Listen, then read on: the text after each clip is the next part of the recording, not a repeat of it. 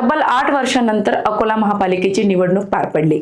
या निवडणुकीत पुन्हा एकदा भाजपाने मित्र पक्षासह आपली सत्ता राखली आहे। नुकताच महापौर आणि उपमहापौर यांनी पदभारही स्वीकारलाय।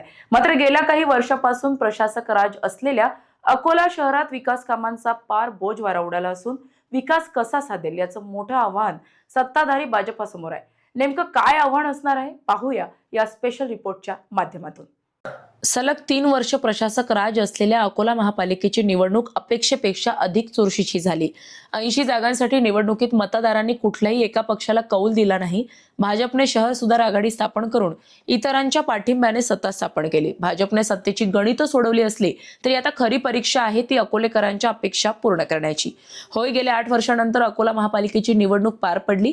आधीची 3 वर्षे प्रशासक राज यामध्ये गेली, त्यामुळे विकासाची अनेक कामे प्रलंबित आहे। मात्र राहिलेली विकास कामे पूर्ण करण्याचं आश्वासन उपमहापौर अमोल घोगे यांनी दिलं आहे। ज्याही भागात अतिक्रमण आहे, आम्ही तिथल्या सर्व नगरसेवकांना, स्थानिक लोकांना सोबत घेऊन अतिक्रमण कसं कमी करता येईल आणि लोकांना शहरामध्ये कशा सुविधा देता येईल याच्यासाठी आम्ही 100% प्रयत्न करू पुढच्या काळामध्ये। पाण्याचे प्रश्न मोठ्या प्रमाणात आहे, काय म्हणाल? पाण्याचा जोही प्रश्न आहे, येणाऱ्या पुढच्या काळामध्ये अमृत 2मध्ये आमचे खासदार अनुभव धोत्रे, आमचे आमदार मार्गदर्शक श्री रणधीरभाऊ सावरकर, विजयभाऊ अग्रवाल, जयंतभाऊ बसने यांच्या मार्गदर्शनामध्ये पाण्याचा मार्ग कसा आम्हाला योग्य करता येईल पुढच्या काळामध्ये आम्ही सर्वजण सोबत राहून सर्व नगरसेवकांना, मित्रपक्षांना सोबत घेऊन शुद्ध पाणी, चांगलं पाणी अकोला शहरातील नागरिकांना मिळावं यासाठी आमचा 100% प्रयत्न राहील। आणि मी आज तुमच्या माध्यमातून अकोला शहरामधील सर्व नागरिकांना आवाहन करतो की आपलं जे नळ आपल्या इथे नळाद्वारे पाणी येते त्यांना जर आपण नळाच्या तोट्या जर लावल्या तर आपलं पाण्याचा अवयव जो होत आहे तो कमी प्रमाणात होईल आणि अतिउत्तम आणि प्रत्येकाला चांगलं फोर्सनं पाणी मिळेल।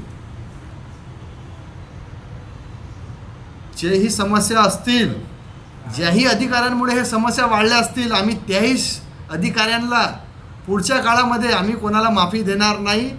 ज्यांच्याकडे जे काम आहे ते त्यांच्याकडून काम आम्ही चोख करून घेऊ आणि आमच्याकडे जे काम आहे तेही आम्ही 100% करू। दरम्यान भाजप जरी सत्तेवर असले तरी भाजप विरोधातील सर्व पक्ष एकत्र आले आहेत। भाजपाला घेरण्यासाठी सर्वच पक्षांनी वेगवेगळ्या प्रकारे रणनीती आखली आहे। गब्बर टॅक्सच्या मुद्द्यावरून आधीच काँग्रेसने मोठे भांडवल केलंय। 2 नंबरचा पक्ष ठरलेला काँग्रेस सेना ठाकरे आणि वंचितच्या मदतीने सत्ताधाऱ्यांना घेरण्यासाठी सज्ज झाला आहे। अनेक मुद्दे आहेत, अनेक समस्या आहेत नागरिकांच्या। सर्वात प्रथम तर टॅक्सची जी समस्या आहे की टॅक्स भरमसाठ वाढलेला आहे, तो टॅक्स कमी करण्यात यावा। त्याचप्रमाणे स्वच्छतेचा अभाव आहे, स्वच्छता कशी करता येईल शहराची, कारण की स्वच्छ अकोला, सुंदर अकोला आणि निरोगी अकोला याप्रमाणे तरी अकोला व्हायला पाहिजे। अकोल्यात अनेक मुद्दे आहेत, पाण्याचा मुद्दा आहे, पाण्यात गढूळ येते आणि ज्यांच्या घरी नळ नाही आहेत त्यांना पण पाण्याचं बिल येते।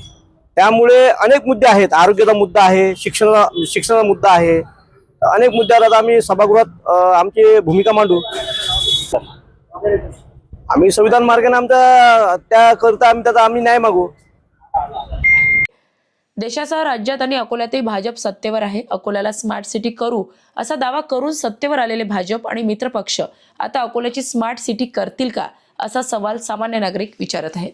अकोला, मुकेश ढोके।